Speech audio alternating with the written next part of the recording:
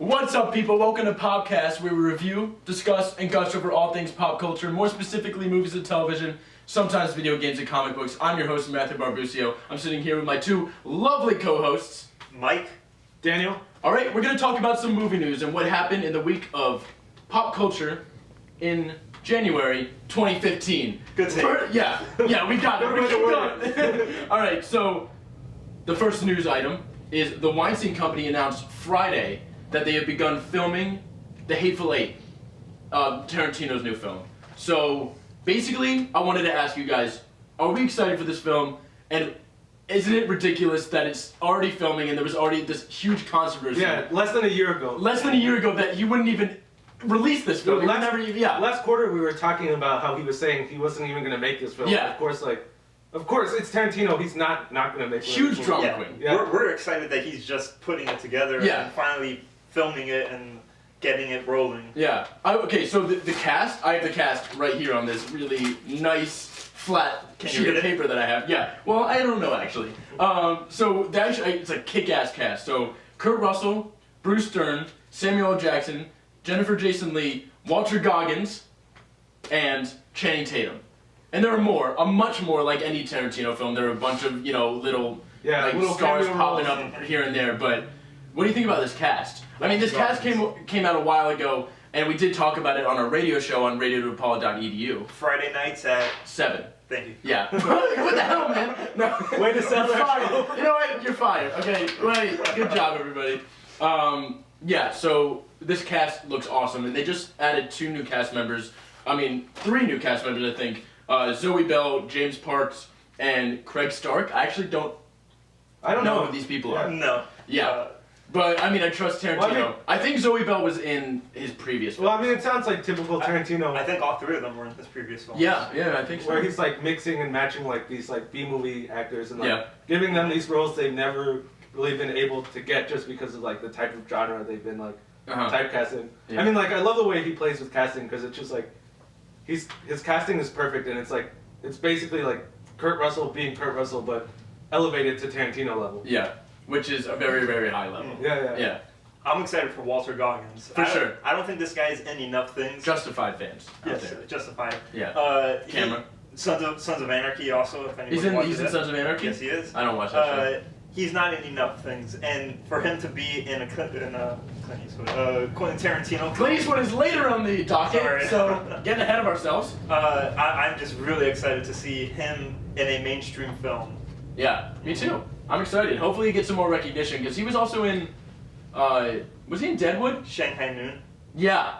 That's what I was A thinking. great classic. He's also in Shanghai Noon. Yeah. I love Shanghai. I love both of those movies. Yeah. They're a lot of fun. Alright, so the film began production on Friday, and it's going to be coming out in 2016, so we'll be looking forward to that. Now, next news item, we have Bryan Singer, the director of the X-Men films. Well, the first 2 and then the last one that we just saw, Days of Future Past, which completely negated everything that Brett Ratner had to say in The Last Stand. X-Men, The Last Stand, the seminal film that we all love it. Yeah, you know what? Get it out of here. No one wants to see that. So they're recasting the film. They're recasting Cyclops, Jean Grey, and Storm. So the film's gonna be taking place in the 80s, so they're casting much younger, much younger. So who's playing Storm will be Alexandra Shipp. Seems like everyone's happy about this. Yeah, No more Halle Berry. Yeah, yes. Oh, yes. Yes, thank God. Oh my God, she's the worst. No. At least And I then- chose an aside. Ty Sheridan, who's my favorite out of this list, who was in Mud and Joe. And The then- Tree of Life. And Tree of Life, yeah. 5 minutes. And then Sophie Turner from Game of Thrones.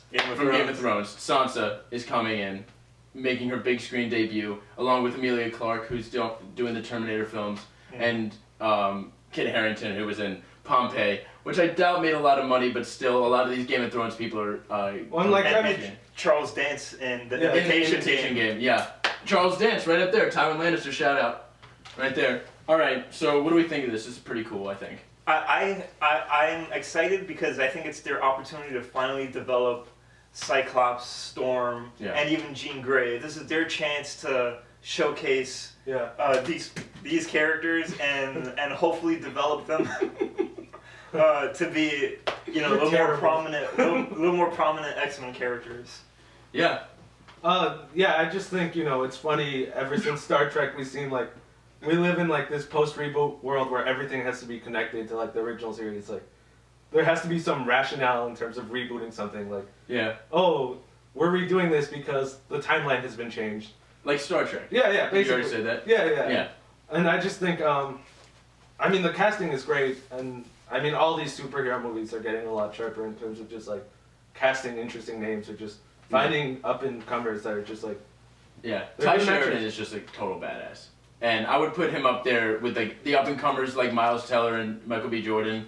And I would put him up there talent-wise. He's definitely obviously not the same age. He's much younger, but I think... And ironically, the two that you mentioned are also going to be in superhero films. They're going to be in Fantastic Four. Miles Teller and... Michael B. Jordan. Yeah, we're looking forward to that. We'll have more everyone. All these superhero movies are just sweeping up every young actor. Yeah, they're not... but they do get time off. Like Chris Evans... Chris Evans is... doing the Avengers, but then he gets to do Snowpiercer. I guess what annoys me is just like someone like Jeremy Renner. It seems like there's this whole block of his career that's just like dedicated to franchises. Yeah. And he didn't do like any like interesting performance. Well, what was that film he did? He was The in Messenger? The Messenger. Yeah, but that movie was like... that just wasn't a good Kill movie. the Messenger. Kill the Messenger. Kill the Messenger. We didn't like that. And he was good in American Hustle. Yeah, he was great in American Hustle. Yeah, he's a great actor. Quality roles for superhero actors. I'm not saying that there's not. It's just like they take up like their entire schedule. It's not like Marvel has these actors in cages and then like only brings them out to act and then shoves them back in the cage. Kind of. Robert Downey Jr. was able to be in The Judge. Yeah. No. That's not a good example. Yeah, that's a terrible example. All right, next bit of news, our last bit of news. American Sniper is now Clint Eastwood's highest grossing film of all time. And it just topped the box office again for the second week straight. It has now made $200 million. So why has this made $200 million? I think the timing is just perfect for this film in the sense like it peaked at the right time. It got all these Oscar nominations, a surprise Best Picture and Best Actor nod. I don't think a lot of people were seeing. I didn't see Bradley Cooper. Oh no, yeah, I didn't. I saw the film and I know how good he is in it, but I did not see. Oh yeah, and I'm heartbroken that he took Jake Gyllenhaal. Yeah, and a lot of people are saying that. Yeah. But obviously, we've kind of been seeing the rise of these films lately. Like Lone Survivor peaked last year, and it was kind of on the fringes of entering the Oscar race. And obviously, this is a Clint Eastwood film, so it comes with like the prestige and like the Oscar-ness of like baggage. Yeah. Yeah, for better or for worse in the sense like, at least for me, like it kind of makes me shrug inside a bit like Clint Eastwood again. But he's been making some stinkers lately. No, we have to be honest with ourselves. Boys. But this one was good. I really think this one was really good. And I haven't seen the film yet. So and also another reason why this is such a loaded question is all the controversy behind Chris Kyle and why and how this story deals with him and deals with what he does and the whole ethical, side of the story. Well, yeah, it's a war movie about, an ongoing situation or very recent... And about an objectively mass murderer, no matter how... Yeah, however you want to put it. Yeah. And, I think, obviously, we don't really get enough, or a lot of movies made about, the Iraq War, the Middle East in general. And this is a movie that, for better or for worse, is called American Sniper. And it's kind of, in some ways, it has this sense of, it's definitely... got this almost like you brought up earlier, the superhero element in the sense and you look at Bradley Cooper, at least the marketing, and he's kind of sold as like this badass. Yeah, well, marketing wise, I feel people want that war hero. They're searching for that war hero, and it's marketed as a war hero picture. He's kind of this superhero, transcendent hero that faces the war and survives. Yeah. And also, I just think to wrap it up, I did think Americans need a face. We've been fighting a faceless war for a while, and I think just putting a face to it is probably a good thing. For better or for worse, this is a Clint Eastwood film, and like his movies have an audience just because of his name that are bringing in like obviously like this movie is targeted for conservative and like right wing minded audiences, but the name Clint Eastwood's going to bring in liberal people in too. Yeah. Just because he has that stature. At the clout, yeah. And I think, just the fact that we don't really have these debates on, the ethics of war in society a lot, this is why people are jumping on this movie as a chance to talk about what's going on in the Middle East. So, we'll keep updates coming on American Sniper as the Oscar race comes closer and closer. And we will keep going. We will keep going. And that was the news. Great segment. And we'll be back with a review for Predestination, starring Ethan Hawke, the new sci-fi thriller. And that was PopCast, guys.